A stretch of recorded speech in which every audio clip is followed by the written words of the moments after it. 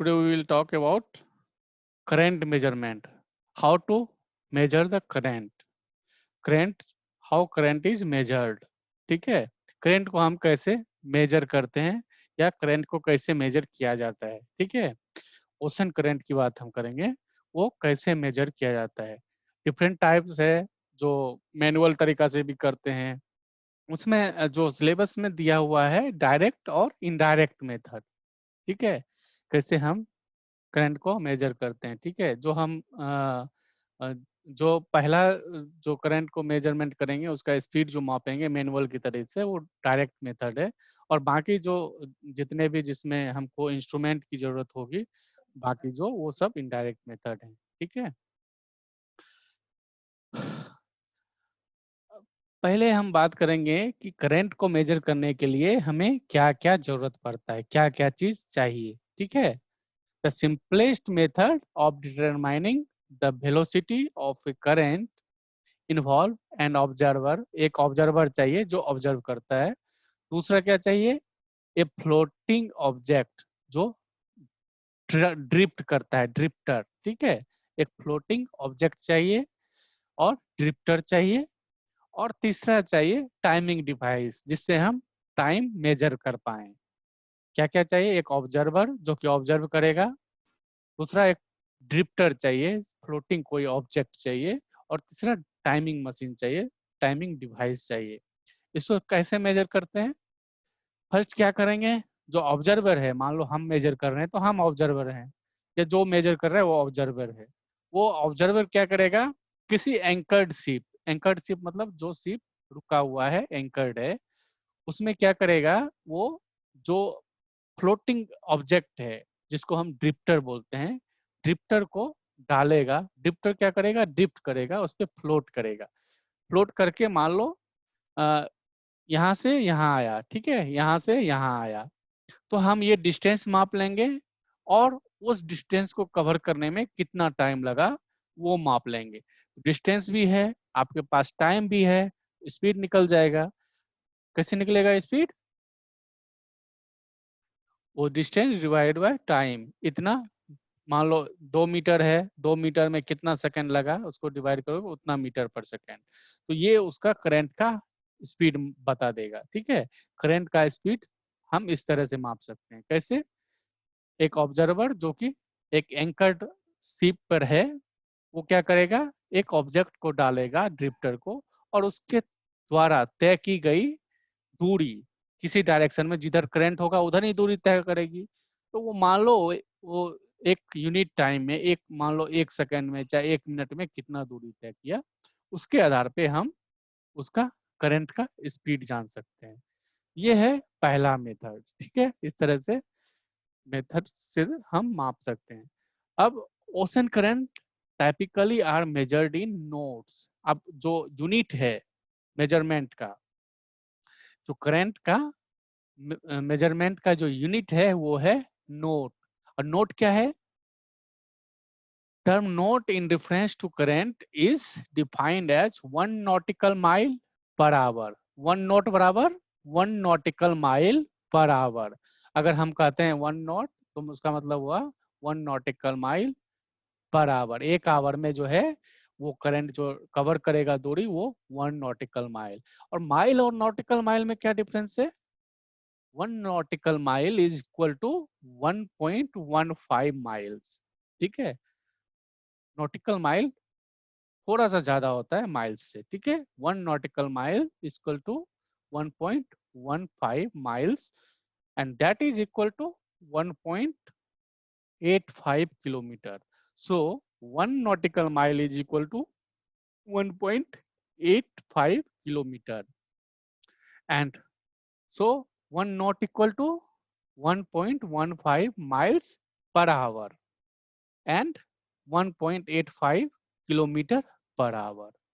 ठीक, ठीक है, ये है हमारा नोट का डिफिनेशन. नोट को हम कैसे करते हैं, नोट क्या है, इससे हम करंट का मेजरमेंट करते हैं, उसका स्पीड का.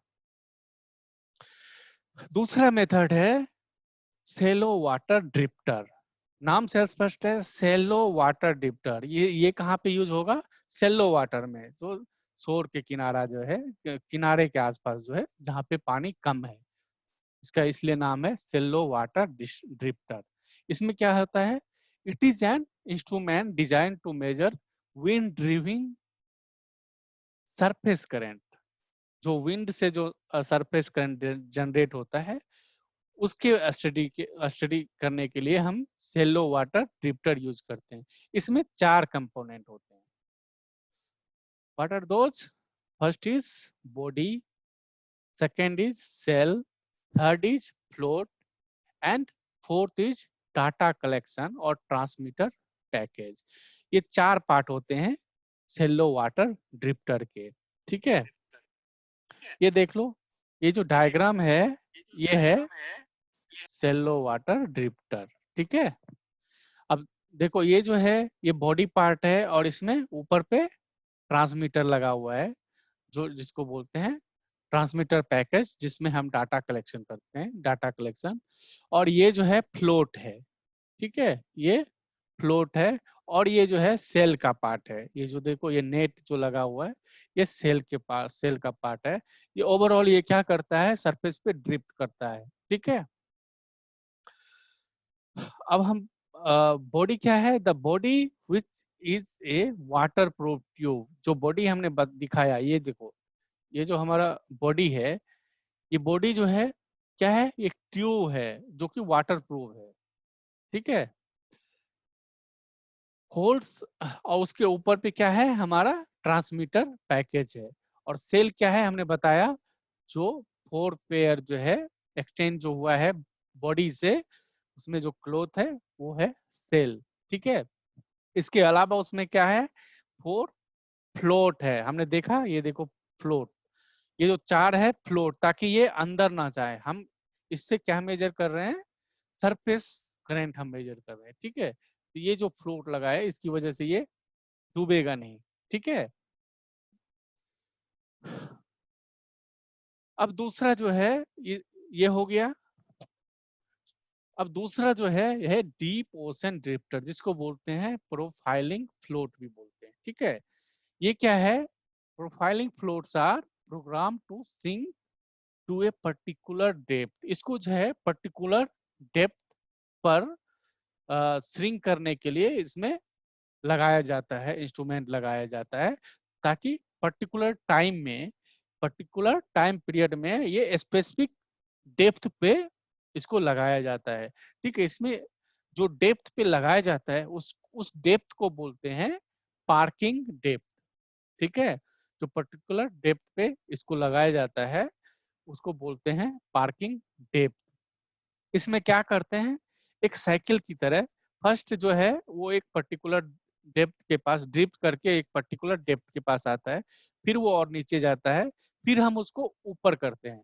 ठीक है, इस तरह से एक साइकिल बनाता है, जो डायग्राम से स्पष्ट होगा। ये देखो, यहाँ देखो, यहाँ से ड्रिफ्ट करके यहाँ आया, फिर वो नीचे की तरफ जाएगा। ठीक है, फिर यहाँ से ड्रिफ्ट करके यहाँ आएगा। इस तरह से ये सर्किल बनाता है, और इस टाइप के लगभग 150 सर्किल रोटेट करने के बाद ये जो है ये ट्रांसमीटर यहाँ सिग्नल भेजता है, जिसे ये जो डिटेक्टर है, ये सिग्नल डिटेक्टर डिटेक्ट करके उस करंट के बारे में बताता है। तो ये है क्या, प्रोफाइलिंग फ्लोट या डीप ओशन ड्रिफ्टर। ठीक है, एक और टाइप का जो है, एक और टाइप का हमारा करंट को प्रोफाइलिंग करने के लिए एक और यंत्र है, जिसको बोलते हैं एडीसीपी। इसका मतलब क्या हुआ, एकॉस्टिक डॉपलर करंट प्रोफाइलर। अब देखो, इसमें एक वर्ड है डॉपलर। डॉपलर वर्ड क्या है पता है, साउंड में एक पढ़ा होगा डॉपलर इफेक्ट, किसी ने पढ़ा है?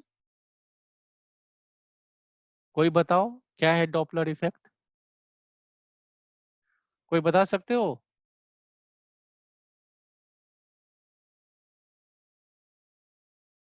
रवीश,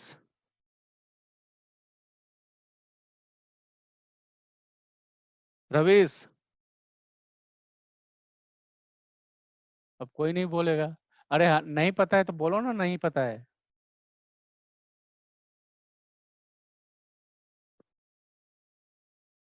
सर वेव फ्रीक्वेंसी में जब चेंज होता है रिलेटिव मोशन के वेव सोर्स में और उसके ऑब्जर्वर के बीच, तो उस हाँ इफेक्ट को डॉपलर इफेक्ट कहते हैं। हाँ, डॉपलर इफेक्ट क्या है? जब सोर्स है, एक जो साउंड इमिट होता है सोर्स और ऑब्जर्वर के बीच, जो है उसका रिलेटिव मोशन के आधार पे जो फ्रीक्वेंसी चेंज होता है उसी को डॉपलर इफेक्ट करते हैं। तो उसी डॉपलर इफेक्ट का इसमें इस्तेमाल होता है, इसलिए इसको एकॉस्टिक डॉपलर करंट प्रोफाइलर करते हैं। इसमें क्या होता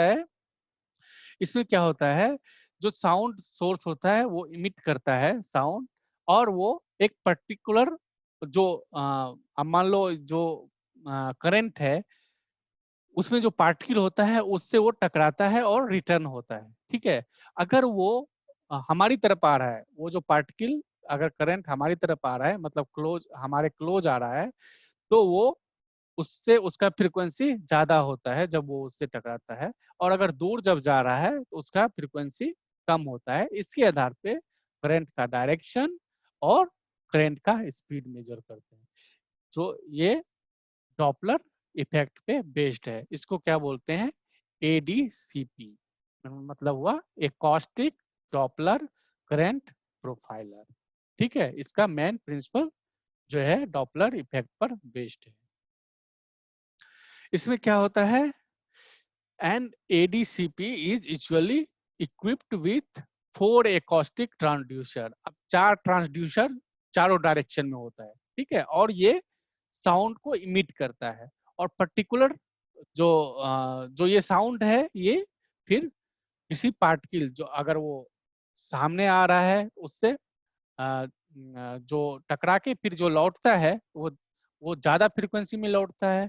अगर वो दूर जा रहा है उससे टकरा कर जो लौटता है उसकी फ्रीक्वेंसी कम होता है। इस आधार पे जो है करंट का डायरेक्शन और हम उसका जो है स्पीड मेजर करते हैं। और इसमें जो है सिग्नल्स, जो वो उसका सिग्नल्स होता है वो भेज दिया जाता है, डिटेक्टर उसे डिटेक्ट करके उसका प्रोफाइलिंग भी करते हैं और करंट के बारे में पता चलता है। ये एक प्रकार का जो है करंट मेजरमेंट यंत्र है। इसके अलावा भी और भी कई तरह के यंत्र हैं जिससे हम करंट मेजर कर सकते हैं।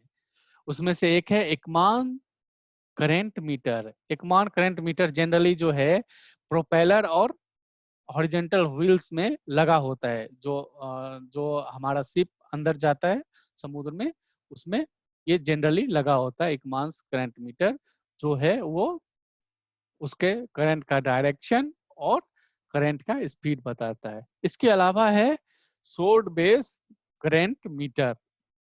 ये एक्चुअली में बेस्ड होता है रडार के ऊपर। रडार क्या है? Radio detecting and ranging system.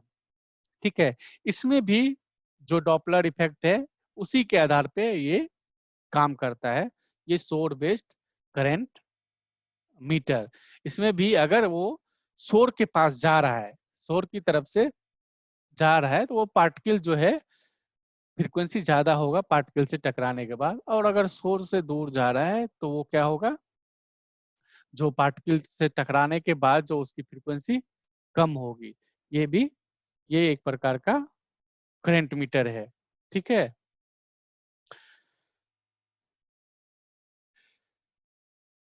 और उसके बाद जो उसका सिग्नल है, अब मान लो वो जो ये शोर बेस्ड जो करंट मीटर है वो क्या करता है, जो अगर बड़ा बड़ा वेसल में जो है ये लगा दिया जाता है प्रोपेलर या हल में। ठीक है, वो उससे जो ट्रांसमिट करता है जो सिग्नल्स, उसको फिर एंटीना के थ्रू उसको वो कैप्चर करता है और फिर उसका मेजर करता है, उसका स्पीड, उसका जो सरफेस करंट है, उसका डायरेक्शन, ये सारा चीज मेजर करता है। ठीक है, उसके बाद ये जो है रिकॉर्ड होता है, और उसके आधार पे जो नॉर्मल जो सीप अपना काम करता है। ठीक है, ये देखो ये उसका एक पिक्चर है। ठीक है, इस तरह से हम करंट मेजर कर सकते हैं। हमने बताया, एक तो मैनुअली हम जो क्या कर सकते हैं, ऑब्जर्वर के थ्रू, एक हमारे पास टाइम मशीन होना चाहिए, टाइमिंग डिवाइस, एक फ्लोट ऑब्जेक्ट, उसको हम मैनुअली कर सकते हैं। दूसरा जो है अभी एडवांस सिस्टम में हम क्या कर सकते हैं, सेलो वाटर ड्रिफ्टर यूज करते हैं या डीप वाटर ड्रिफ्टर यूज कर सकते हैं, या फिर हम एडीसीपी यूज कर सकते हैं, एकॉस्टिक डॉपलर करंट प्रोफाइलर, और इस टाइप से हम करंट को मेजर कर सकते हैं। ठीक है, अब इसमें किसी को कोई प्रॉब्लम है?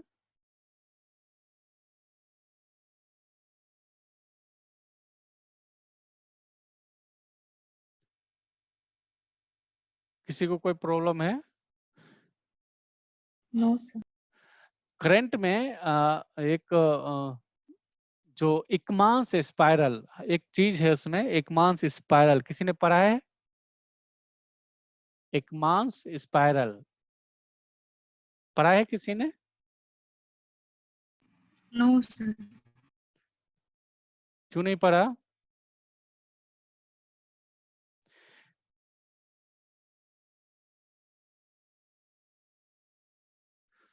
एकमांस स्पाइरल क्या है?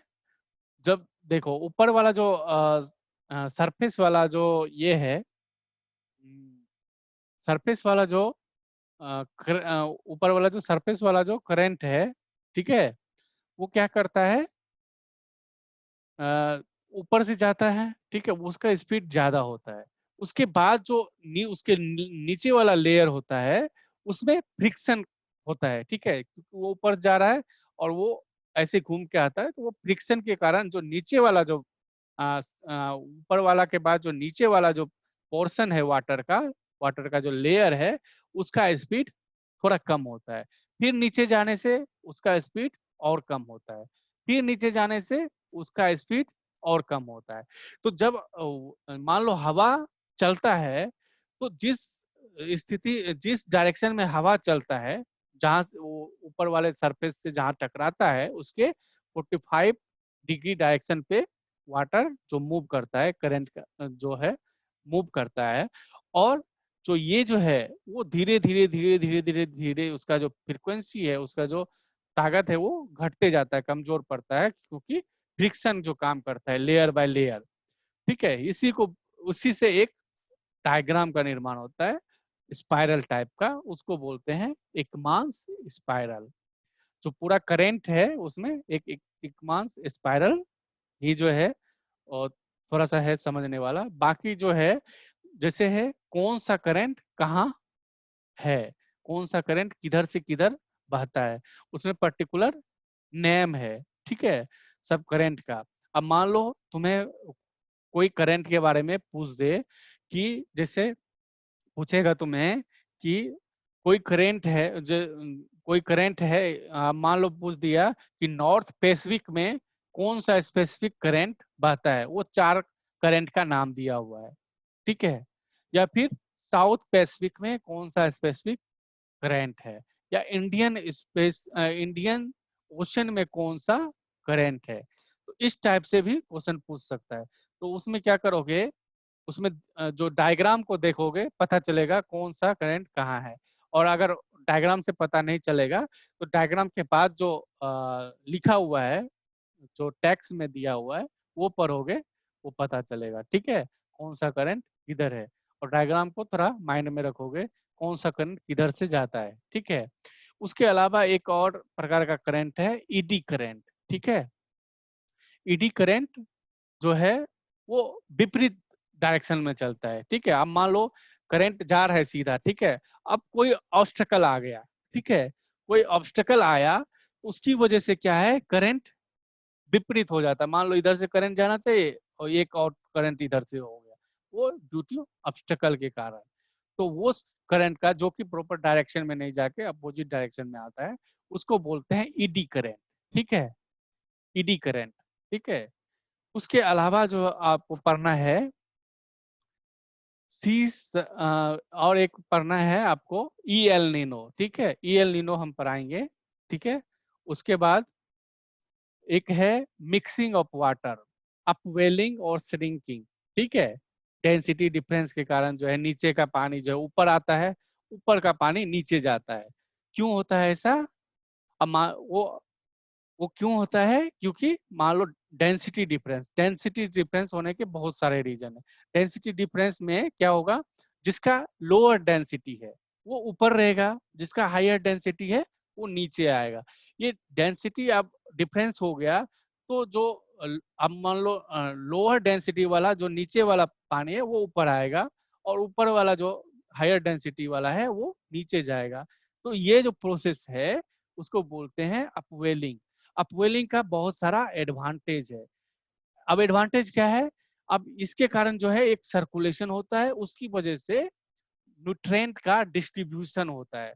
अब मान लो कहीं पे एक जगह न्यूट्रेंट है तो वो उसका डिस्ट्रीब्यूशन होता है डिफरेंट जगह। तो ये अपवेलिंग और श्रिंकिंग जो है वो क्या करता है, अपवेलिंग मतलब नीचे से ऊपर आया अपवेलिंग हो गया, और नीचे से ऊपर गया तो श्रिंकिंग हुआ। ठीक है, उसका एडवांटेज क्या है, सबसे ज्यादा एडवांटेज है, एक तो उसमें एनर्जी होता है और उसका मूवमेंट होता है। दूसरा क्या है कि जो न्यूट्रिएंट है डिफरेंट पोर्शन में उसका डिस्ट्रीब्यूशन हो जाता है, वो फैल जाता है चारों तरफ। इसकी वजह से क्या होता है, फिश का ग्रोथ या और भी जो वहाँ पे जलीय जीव है उसका ग्रोथ अच्छा होता है। ये है अपवेलिंग श्रिंकिंग। अपवेलिंग क्या है, जब पानी हायर जो लोअर डेंसिटी का जो वाटर है वो ऊपर आता है उसको अपवेलिंग, फिर वो जब नीचे जाता है उसको श्रिंकिंग बोलते हैं। ठीक है, अपवेलिंग और श्रिंकिंग हो गया। और ये जो प्रोसेस है इसको बोलते हैं मिक्सिंग। ठीक है, जो इसको बोलते हैं मिक्सिंग। यही सब है जो अब संडे को हम क्लास लेंगे। ठीक है, संडे की क्लास में हम आपको ईएल नैनो पढ़ाएंगे। ठीक है, बाकी जो है नोट्स में किसी सीआर को जो जो केमिकल और फिजिकल प्रॉपर्टीज का जो नोट्स है वो हम सीआर को भेज देंगे, वो सब जगह सर्कुलेट कर देगा। और उसमें कुछ भी ऐसा डिस्कशन करने लायक नहीं है, क्योंकि वो जो है simply chemical property, density, temperature, ये सब है। तुम लोग एक बार उसको पढ़ोगे, अगर समझ में नहीं आएगा तो हम एक एक्स्ट्रा क्लास लेके फिर समझा देंगे। ठीक है, और किसी को कोई दिक्कत?